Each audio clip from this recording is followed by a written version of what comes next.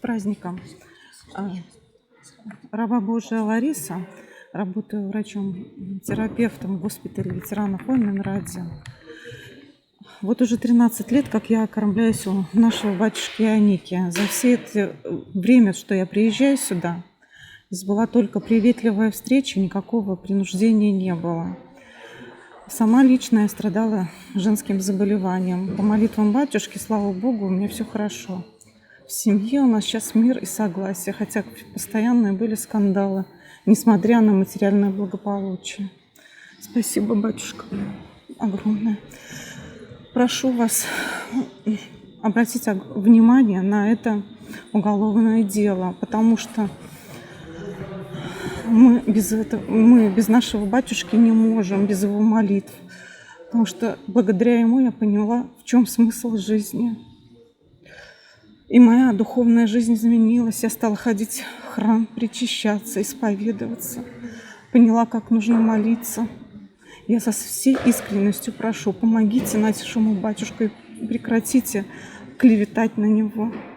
Потому что где нам искать правду, если не в православной церкви? Куда же нам идти в такие трудные времена? Прошу вас, чтобы он продлил на свою духовную жизнь и помогал нам. Спаси Господи. Раба Божия Ирина, спаси Господи. Братья и сестры во Христе, хочу сказать вам, что Чехачева – это источник жизни и спасения. Ковчег построил спасительный Ной, а батюшка построил вот эту обитель, спаситель для всех нуждающихся. И он истинный пастырь своего стада.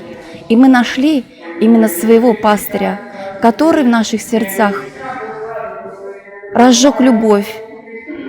А разжечь любовь – это самая главная задача любого пастыря. Любовь приходит через покаяние, а покаяние через смирение.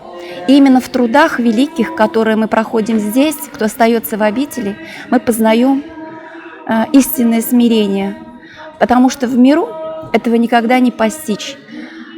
Всех грехов, которых мы нахватали в своей жизни, своего достатка, вседостаточности своей, гордыни своей, мы никогда не отмолим и не поймем в миру, в красивых церквях с золотыми куполами, а только смирясь в таких условиях мы можем почувствовать близость к своему Создателю.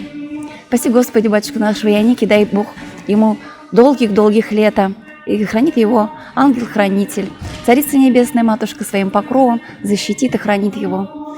А мы будем молиться за него, как истинные дети Христа.